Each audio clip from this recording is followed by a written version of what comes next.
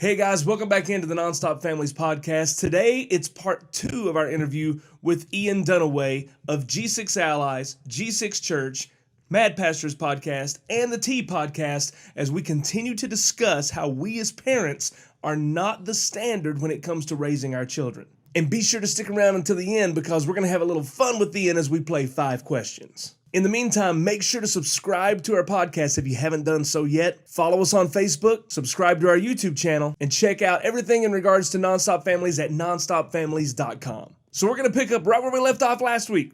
Let's go, NonStop.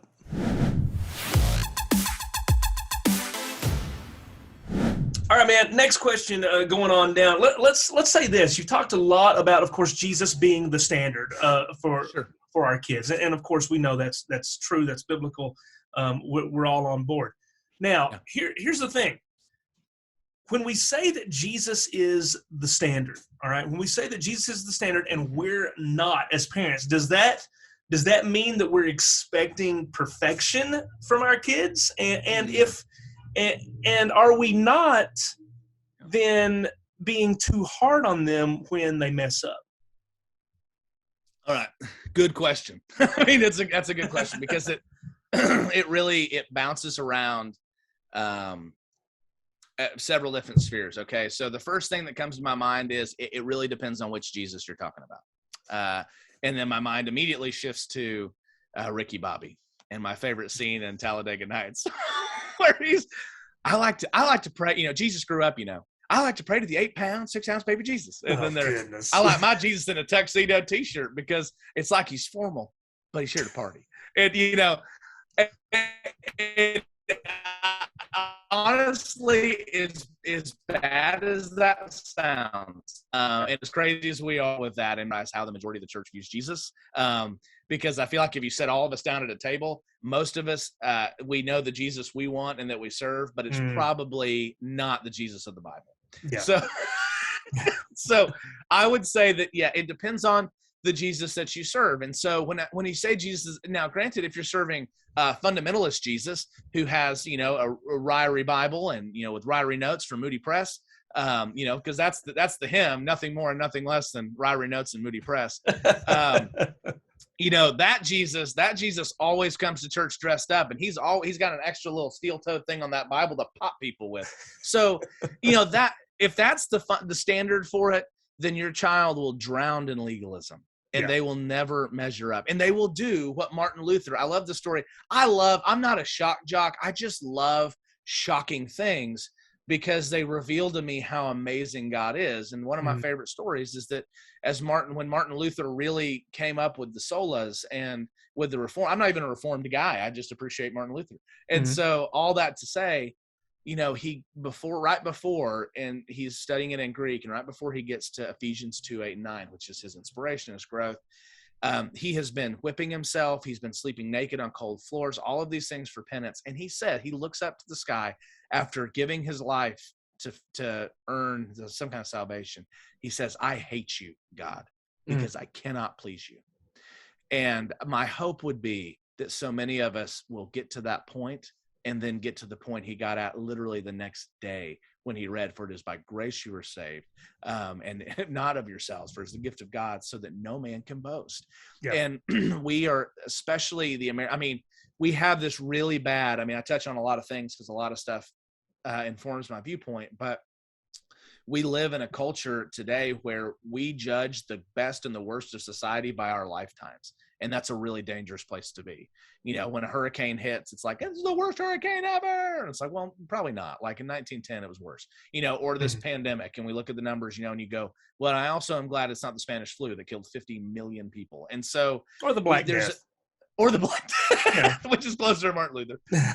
But we go to this long line. And I think fundamentalist Christianity in America is just another unoriginal rehashing of this idea of asceticism. And so, yes, if you worship a Jesus who you can never please, then absolutely don't be that standard. That shouldn't be the standard Jesus for you.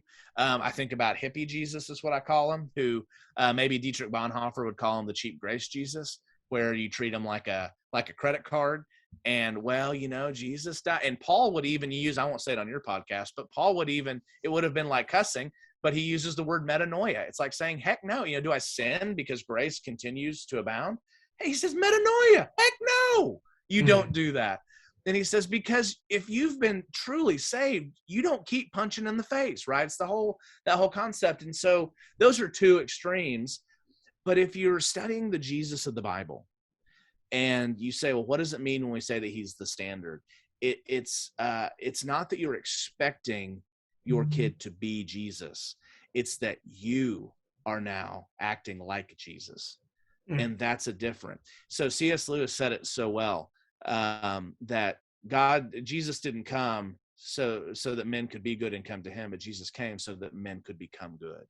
And I think that this is the idea. If you are not the standard, Jesus is your standard of action, of reaction, of response, of all of those things. And here's the challenge on that, parents and student pastors and all of us, that the closer you're getting to Jesus, the more you exemplify him in your home.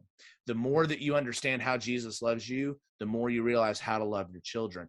And so when you talk about Jesus being the standard, here's what it really means. I mean, largely, there's so much that's like literally the Christian life statement. But as to that question pertaining, your job isn't to tell your child, you should have been more like Jesus, and then give them a bullet point list. The question is, how does Jesus treat me when I do this? And how do I love them and do the right thing the way Jesus would do for me? Because if you really study God's word and you really do that, here's what you can't do. You can't say that Jesus tells you he's never pleased with you and you should be ashamed of yourself and he beats you up. Jesus holds a standard, no doubt. But Jesus, you look at Galatians 1, and in the Greek, the word that Paul says he came and rescued me, but the Greek term, and there literally means he reached down into the muck, into the mire, and he pulls you out.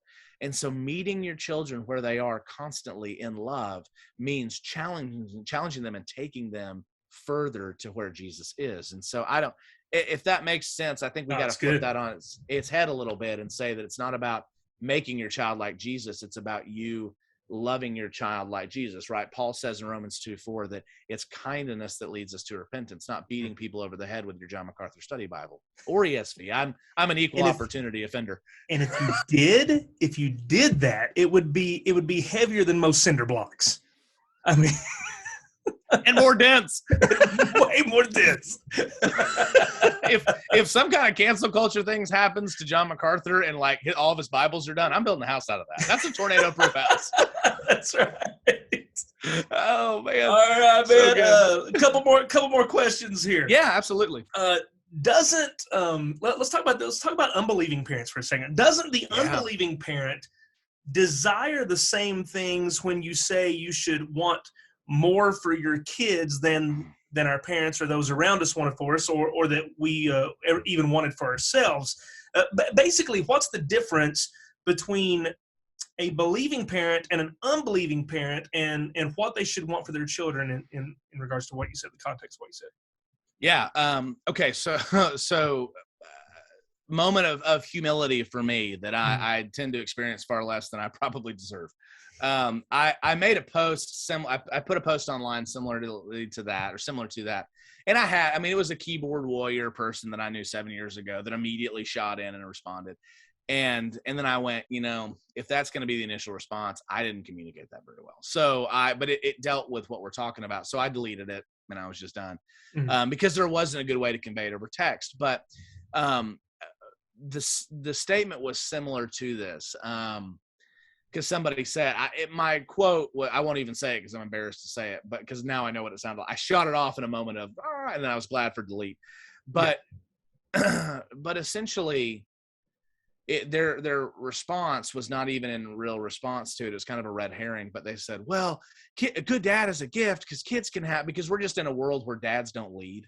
Dads aren't leading their families. It's really, I talk this way with my pastor and with his, something specifically in the last 4 or 5 years that I've struggled with is that mothers come and talk with pastors' wives. Fathers don't talk with pastors anymore about their kids because they don't even know where their kids are at spiritually, and they don't care. And it's really sad to me. And that's something that is a big conviction. But But when you talk about unbelieving parents, like her statement was, well, it's a blessing. Good dads are a blessing. You can have a good Hindu dad, and you can have a good more Muslim dad, and a good Mormon dad. And I just said, okay, yes and no. And I think that it comes back to a passage, correct me if we disagree on this theologically or in context, but remember when you remember that statement, it's kind of, I forget about it until we talk about stuff like this, and that's bad. But you remember when Jesus says, how many of you, if your kid asks for bread, would give him a snake? Yeah. And they're, I'm like, well, no, Jesus, of course we wouldn't. And so, but they say that, and then he says, so then how much more was your Father in heaven going to bless you and want what's best for you? And so I think that question is far more complicated than it maybe seems in the first part of it. But I think that it's one, unbelieving parents. Yes, they do want, I think most parents, okay, granted, when somebody looks at me and goes, you'll understand when you're a parent, I say, well, there's a lot of drug addicts that are parents, and there's a lot of people that just get pregnant by accident and have kids. Like, are we in that category? Like, let's, reductio absurdum on all of that, which sounds like a Harry Potter spell, but it's not. Reductio absurdum. So all of that, let's reduce it to its level of absurdity. But I think that parents do. I think that good parents, like Jesus said, they want bread for their kids and not a snake. If they're, whatever that looks like. But I think that is an outcropping of the image of God. And the image of God is that he is a parent, he is a father, and that he cares deeply for us. And as parent, yes, you can be a parent who doesn't follow Jesus and want better for your kids. I think when, to your question, they want more for their kids, parents around us, or even one for ourselves. What's the difference between those two?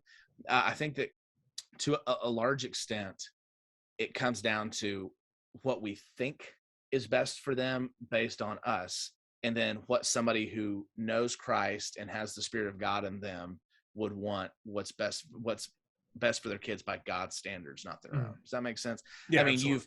you've got this idea that, no, absolutely, it's a good thing. And so somebody who doesn't, an unbeliever, yes, I would hope that they would want, and that all that does is point back to Jesus and point back to him as our Father. I do want, I don't know if, because I spent so much time in student ministry, some of my opinions are a little bit different, I think, than if I wasn't a pastor.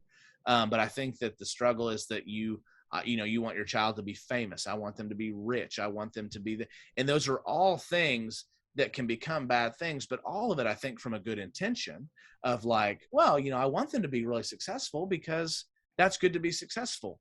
But then you go into a moment where Jesus talks and he says, you need to be like me. And you know what? The Son of Man has nowhere to rest his head. Mm-hmm. The Son of Man is focused on what God considers great. And so something I will put into my son's head, and that I put into the heads of the students I work with all the time. And for years I've done this, is to say, here's what you need to know. God has great, great plans for you, but they may not look great by anybody else's standards but his. That's and true. Jesus was a homeless man that was executed naked on a cross in front of a whole crowd of people. He did not have a great ending by the world's standards, but he had one that saved the world by God's standards. And so I think that that's the big thing, is the difference between unbeliever and believer is that there should be for the believer, which I think we're in a place where I think we have a lot of, I heard the term rhino, Republican in name only, for the first time in my life, like somebody was doing it on a newscast. And I think we have CNOs. I think we have Christians in name only. And I think that that's the thing but my hope would be that if Jesus has saved you and redeemed you, that even as you're growing in this, because man, it's a growth process, but as you're growing in it, that you would continually want more of what Christ wants for your child and God wants for them, than just what the world thinks is great. Because honestly, have you seen how nuts the world is? Why would I want the world's standards? Right? I mean, come on, man. I had someone tell me one time, I'm not against team sports or anything like this. I think there's a big issue when that becomes the priority over congregational worship and things along these lines. But I remember talking to a dad one time, and he said, I want my kids to be in team sports because it builds character. And I'm taken back to a quote by Vodi Bakum, which basically says, so let's judge your premise. All right, let's test it. And so he said, if you believe that team sports better than anything else builds character, then you're forced to say that the people with the best character are people who play in the NFL and the NBA. Good statement. I love Vodi Bakum, man. I know, man. I know. One of his favorites that we've stuck with, and we just talked about on the tee, was that Jesus told me is no good there's no good replacement for the Bible says. And come on. No, but I think that all of that is so true. And I'm the same way. Now, granted, I'm not a very sporty person. I have a lot of things that, that I could do. And I hammer sports a lot, not because of sports, but like you said, because of the priority situation. But I see more and more, to your point, people saying we need good godly coaches to build up good godly men. And I'm like, well, we do need good godly coaches, but those kids need to be in church. What you're doing is a really intricate game in your mind of shifting the responsibilities of your home and of the church to something that you really find favorable and that you want to do, and worshiping that sport. And I'm just going to tell you right now, your coach is not your primary discipler, nor is he even your secondary discipler. So all of that to say your coach is supposed to make your kid better at throwing a ball or shooting a basket, not being a Christian man. I mean, if he does, great. I don't want Bobby McKnight out there with every kid. But I have seen plenty of the videos of kids' sports, and it doesn't seem, Stephen, like they're getting any more like Jesus. With the way that they act. Go figure, man. Go figure. We've got a Christian school here that's all about, they say we don't give out homework on Wednesday nights so that kids don't have to do anything on Thursday. We don't do sporting events. But you know what? For the last month, their coach has made them so late that half of them can't come to church because he makes them run extra laps and does stuff. And it's just to make up for the time they're going to miss. Yeah, that's exactly. Yeah. All right, man. Listen, I know you've done this. Really, you've done this at the end of almost every single one of the questions so far, and I appreciate it very, very much. Good. So, but I am gonna make you do it again. Just spend a couple of minutes here, and just we NonStop families exist. We say this to encourage and equip parents to effectively disciple their children. We are not parental crisis counselors or anything along those lines. Sure. There are people that God has gifted in those areas, but what we want to see happen is we want to see more parents just take up the mantle of primary disciple maker of their children and see family worship happening in the home. So absolutely. In regards to everything that we just talked about, when you say that, parents say, well, I did worse when I was a kid, so I can't expect much. Man, how do you just straight up talk to parents? How do you encourage them who are struggling with that thought right now? I think that's a good one. Also, sorry, the beast behind me is lumbering. If you've seen this on video, I do love working from home. That has been the one good thing from COVID. But I think that I will say. So, how do you encourage parents, and how do you do this? The first one, I think you challenge them first. And here's my first question. When they say, well, I did worse when I was a kid, so I can't expect much. Well, I would ask, when does that statement stop? Were you addicted to meth and God saved you out of drug addiction? So should you just let your kid be a drug addict? I mean, you can't expect much. You did the same thing. Did you get, I see this a lot because it's a result of it, but you have a child out of wedlock when you were a kid. And you've hid that and not wanted to deal with that. And that's been a real struggle. So is it okay for your child to be promiscuous and to have a child? I mean, the question is not really, I can't expect much. It's what do you expect? And do you do you believe that you serve a God who wants better for you and better for your kids than what you may have had or what others had before you? And so, when does the statement stop?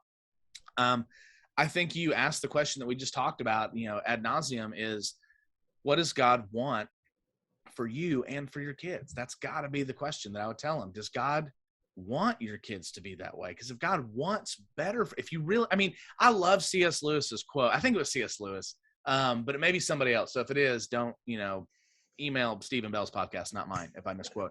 But at one point there was this statement, and it really is a good statement. do you know that Jesus wants to be with you and wants the best from you? He doesn't feel obligated.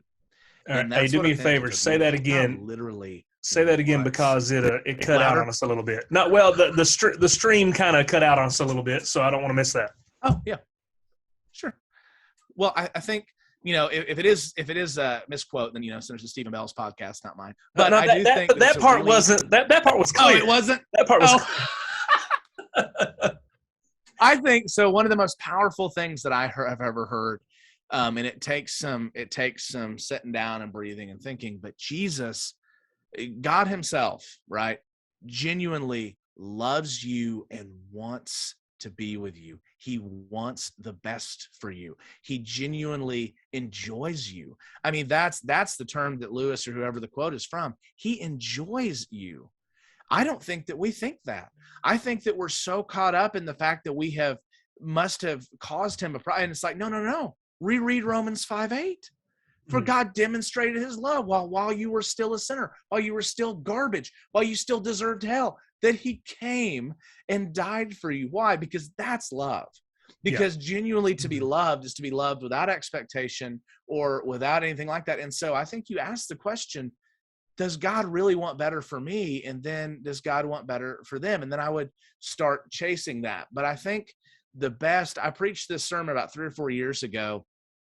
And I've applied it at the end to 2 parents and a bunch of other things, but I had a lot of parents in tears coming up. And I think that I could say a lot of things, but I think the best thing is this. And it goes down to Luke's telling of the wicked servant. If you remember that, he gave talents to all of them and he came back.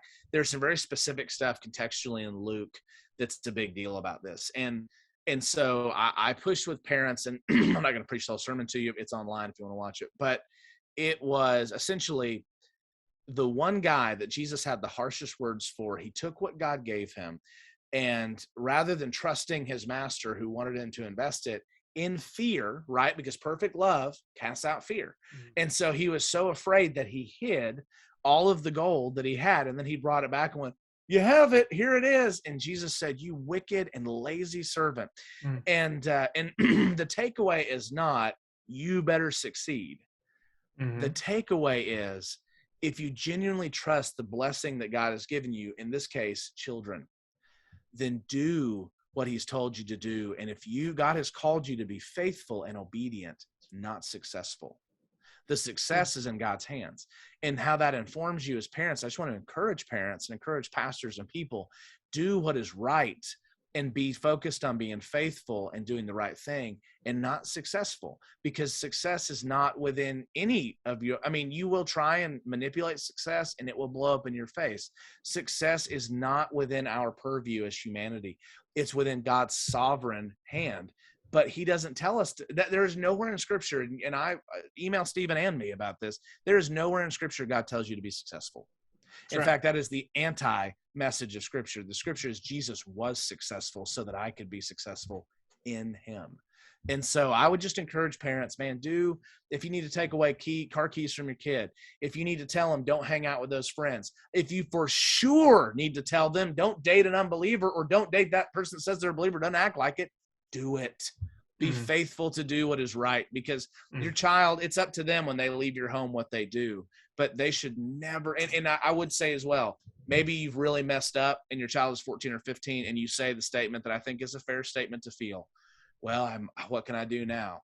You can do the right thing now. And to think about how God can use that with the fact that you can look at your kids and go, your kids need to hear you say you're wrong a lot too when you are wrong.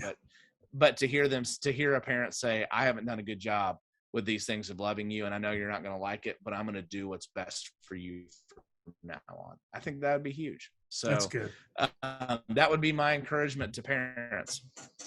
Man, so good. Well, bro, hey, listen, we've come to the end of the content portion of the podcast in regards to what we were going to talk about. And, man, I want to thank you so much for just swinging by and allowing us to do this. You're in Oklahoma, right? I am. I'm in Owasso, so it's a suburb of Tulsa, but fastest growing city in Oklahoma, in fact. Look at that. Yeah. Man, congratulations. Apparently, when I moved here, everybody was like, we got to get there. Whatever. We need more stuff for Ian. Wow. Well, man, here's what we like to do with our guests. Now, here's the thing, man. Ian has no clue of the questions that I'm getting ready to ask him. We're going to play a little thing that we like to do called 5 questions, where I didn't even know I was playing a game. See, look at that. I'm going to give him 5 questions that are going to have absolutely, well, I mean, it's debatable, nothing to do with his spiritual life whatsoever or your spiritual benefit listening to this. But again, that's debatable. We'll see. These are just 5 questions that I'm going to judge whether or not he gets the answer correctly. And what makes it funny is that these are open-ended questions. So it'll entirely be my judgment to see what his score will be at the end of the game. So Ian, if you're ready, let's play 5 questions on the NonStop podcast.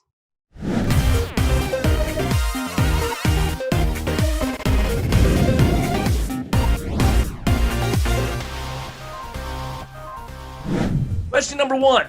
First thing that comes to your mind, it doesn't have to be elaborate in any way. It's totally what comes to you, all right? You're about to be in a fight, Ian Dunaway. What music plays as you enter the scene? Either AC/DC's Thunderstruck or Bad by Michael Jackson. Or possibly Fat by Weird Al Yankovic. I don't know. Either one of those. It's the same thing. Because I'm bad. You know, I went back not too long ago and watched that video. Mm-hmm. And it's so good. It's so good. Dude, you want to talk about a guy that's funny and not dirty? Weird Al Yankovic. Oh my goodness, man. It's so do you know why he plays the accordion? Have you ever heard that story? No. He plays the accordion because if I remember the story right, the dude that sold guitars and accordions was out of guitars when he got to his door knocking on it. And his mom just bought him an accordion. I introduced my kids not too long ago. My boys are, they're Star Wars fans, so I introduced them to The Saga Begins, the song by Weird Al from American Pie. American Pie, yeah, that was it. Long time ago. Yeah, that was it. So Ian, I'm all because you know what, I would have had some maybe other things thrown in there, but because you threw Weird Al in there, I'm gonna go ahead and say that one was correct. So there you go, man. Well done. Question number 2, and I'm interested to see what you're sticking with the kind of the fighting scene here. If war weren't an option, all right? If war weren't an option, how would you suggest countries settle their differences? Oh gosh, I would say taser competition. If your leader, whichever leader can take the most tasers, they get what they want. I mean, let's just do it. That's true. Can you imagine either one of the last 2 presidents we had, but even especially our current president, getting shot going, just falling over? It's so good. Think about, I don't know. I think Donald Trump would have enough insulation, too, that it may not cause him an issue. He may just be like, this is going to be huge. I'm just walking around. And, Joe Biden wouldn't, it wouldn't matter with him either way. So I think it would be awesome. Taser. Then you got like somebody like Teddy Roosevelt. I can imagine somebody tasing him be like, what? Hey, all he's got to say, it would change everything. He'd go, speak softly, carry a big taser. Dude, I cannot tell you favorite president in history is Theodore Roosevelt. William Taft, if I'm right, William Taft got stuck in his bathtub in the White House. That is a rumor. I don't know if it's 100% true, but I've heard that often. So I'm claiming it. I'm naming it, and I'm claiming it. So far, I'm gonna give you number 2 correct as well, because so far we've mentioned Weird Al Yankovic's "Fat" song and William Taft in the same conversation. So I'm telling you, William Fat Taft. There you go. So yeah, I like taser competition. That's good. Imagine them. They're like, he's stuck in the bathtub again. Get the tub horn. And they're shoving this tub horn down. What I love is that you laugh at the way that I think, but I keep watching comedians and I go, I could never be a comedian, but I feel like I'm pretty funny. That's pretty good, man. That's pretty good. Oh, man. There we go. This is why I love this portion of our show when we do this. That's right. All right, number three. What animal would be the least likely and yet most fun to ride into battle? Oh, yeah. I think that's a great Shetland question. pony. Shetland pony, bro. Shetland pony. Your knees are dragging the ground. Have you seen that commercial where it's cowboys and Indians fighting, and it's like an old school commercial? They're all on Shetland ponies. No. You're gonna need to YouTube that and put it on this podcast. It's so good. They all look at him and goes, "Well, howdy, partner," and he goes, "Ow," and it shows them up, and then it goes, and zooms back, and they're both just standing on horses, and then they're in battle with each other, and they're going, "I'm trying to go." Anyway, Shetland pony, 100%. Right. Because of the image in my head, I'm giving you the correct answer on that one. I thought when I was writing this question out, I thought walrus. A walrus on the land. Land in the battle. I don't want to cause well, it reminds me of the other guys when he talks about the lions going in and the dolphins killing the lions. Long story. But no, it reminded me, I don't want to cause a rift in your audience, but since DC is terrible garbage and only the Snyder universe is good, I'm pretty sure Aquaman would ride in on a walrus, and probably has in many of the comic books. So, but I want that walrus. Marvel. I want that a land battle. All right, I wanted a land battle riding a walrus. This is how it moves. Well, I mean, yeah, but you would be riding like this right here. You know, I mean, you'd be like, because every time it would flop down like this. Can you just imagine the picture of just how intimidating would that be? That's what I'm saying. No, you get an ill-tempered walrus and you ride him into battle. That's pretty legit. Nobody coming anywhere near you. Gosh. That's good. All right. So, yeah, I'm going to give it to you. What's that? I said, no, you're good. I've got 4? That was number 3. Oh, 3. That was number 3. So you got 3. All right, number 4. Now this is gonna be really, really interesting here. All right, I've got a few minutes here left. We're gonna get through this. What are 3 items? And I'm almost scared to ask this because you remember the peanut butter? If you gave a new name to peanut butter, how that turned out? Okay. All right. Go check out the tea for that. John Oliver was with us, so I'm a lot true. cooler and cleaner. All right. What are 3 items that you could buy at a grocery store to make the cashier give you weird looks? Grocery store. At a grocery store. Preparation H, always. That's correct. You get the answer right. But go ahead. I don't care what you say next. If you gosh. Just lay down Preparation H. Then yeah, that's it. That's you win. As a husband of a wife, adult diapers. A husband of a wife that's had kids. I mean, that stuff happens. It's a real life thing. I mean, that was a weird look. I gotta clean up my microphone. I was like, I found myself buying extra things when I have or like lady feminine hygiene products. Like you find yourself going, that's the only thing I needed, but you build up an entire wall of stuff to be like, this is first, and then these other ones. And so, yeah, no doubt. So far we got Preparation H and adult diapers. All right, last one. Oh gosh, I'm trying to think of the last thing. I have had some really weird moments. For sure. Okay, as a student pastor, when you buy cow tongue. You ever bought cow tongue? I have not bought a cow tongue. I have bought other aspects of animals from the meat. We did which I will tell you, if you have a good carniceria near you that serves tacos, beef tongue tacos are a delicacy, but I bought it for the fact that we did a touch something in a box you can't see game. And so you've got to throw beef tongue in there. People are like, what's So anyway, so I would say that we're going to be clear. We're going to be clear that, and I don't know how this gets beaten, but the 3 items that you would buy at a grocery store to give the cashier a weird look: Preparation H, adult diapers, and cow tongue. For this podcast, yes, Steven, that's what's going to work. All right, that works. All right. Last question. You're 4 for 4. All right, you're 4 Yeah. for 4. Now we make the last question purposefully difficult. All right, it's our challenge question. We give you 10 seconds on the clock. All right. Oh gosh. You got 10 seconds, and I'm gonna have you name 3 things in a specific category. All right. Okay. 3 things in a specific category. So here we go. Once I read the question, you'll have 10 seconds. You are going for a perfect 5 for 5 here, so don't mess this up. It's a big deal. All right, here we go.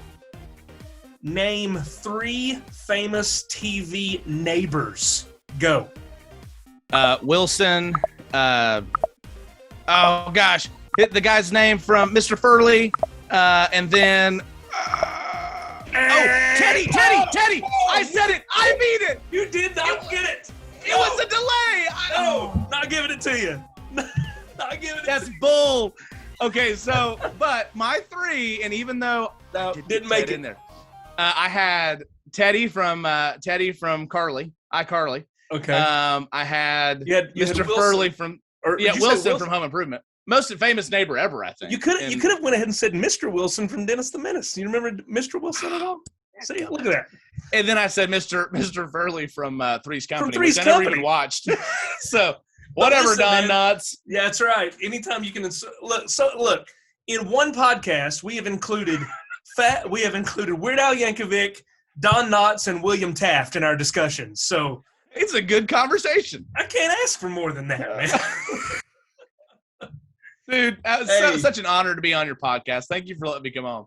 Oh, you got it, man. Dude, hey, real quick, before we get out of here, let our people know how they can get up with you. And again, we'll put those notes in the show notes real quick. G6 Allies, Mad Pastors, Growbox, T. Give us the rundown real quick.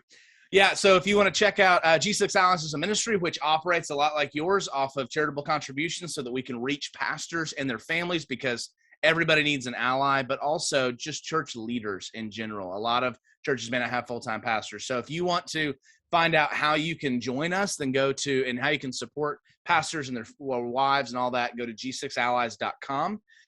If you're interested in Growbox, which is for, we've even had members of the New York Mets baseball team use this, all the way to one pastor who's training his whole volunteer base is Growbox, and you will not want to miss it. So go to g6allies.com, and then you make sure it's all lowercase /Growbox. And then for the T, if you search up the T podcast, you'll probably want to follow a link because there's a lot of podcasts like that. But the T podcast is what John Oliver and I do together, and we do that for the exact audience you're doing this for, Stephen. And so jump on with us. It's literally 10 to 12 minute conversations, and then we do a serious topic on Wednesday. We call them short conversations brewed by tough issues, and we spill the tea, all the conversations we wish we could have, but we can't always. And then on Friday, which tomorrow, we'll have Friday Fun Day, which is super fun and always hilarious. So you're pretty much guaranteed, unless it's an extended brew is what we call it, that you'll have a 10 to 12 minute podcast. And we would love you to jump onto that. And also the last thing is this: if you would please, for us, we are not, Stephen and our organizations are not competitors, we're partners. And so if you would jump on, if you're following him, you're going to love and want to follow us. And so if you will follow the link to our YouTube channel, which is where the Mad Pastors podcast is audio and video. But if you would for sure jump onto YouTube and subscribe to the G6 Allies channel, that would mean the world to us. We just hit 20,000 views on our YouTube channel, which I was so excited about. Cool, man. So anyway, we would love that. Mad Pastors is, some people go, well, it's just for pastors. It's absolutely not. I had somebody text me today or yesterday evening and say, you're making me a podcaster by this. And he's a doctor who lives in Louisiana who loves our church. In fact, through Mad Pastors, and we would recommend that you just share all of G6 Allies resources with any pastor you know. We've literally met and invested in them. So anyway, we've got cool stuff coming out. G6 University is coming out soon. It's like in the next couple of months, but it's literally like master classes and workshops, but for everybody from the layperson all the way to the pastor. And so we would love to do that. Stephen, I'll get you all those links. And thank you for partnering and supporting with us. Hey, you got it, man. It's been a privilege. It's been an honor to have you on, and I look forward to having you back again. We're going to get you and John both on here pretty soon. So we'll can't wait. man, we're going to have some fun. Ian, have a great day, buddy. Again, thanks so much for hanging out with me. Thank y'all. See you soon. Hey guys, thanks again for joining us for the NonStop Families podcast. If you've enjoyed these past 2 episodes with Ian, make sure to check out all of the links in the show notes for all of the ministries that he's a part of. It's an honor and a privilege for us here at NonStop Families to partner with everything that's going on with G6 Allies, G6 Church, the Mad Pastors, and the T Podcast. Maybe you know of church leaders, pastors, parents that you can recommend these resources to. And while you're checking those out, be sure to check out all of the ministries of NonStop Families as well. Subscribe to this podcast, follow us on Facebook, subscribe to our YouTube channel, and if you're interested in becoming a monthly supporter of NonStop Families, check out nonstopfamilies.com/support and find out how 15% of your overall monthly giving goes directly to Christian families who are in the process of adopting. All of this is how you can help continue to encourage and equip families to effectively disciple their children. Again, thanks for joining us, and until next time, go NonStop.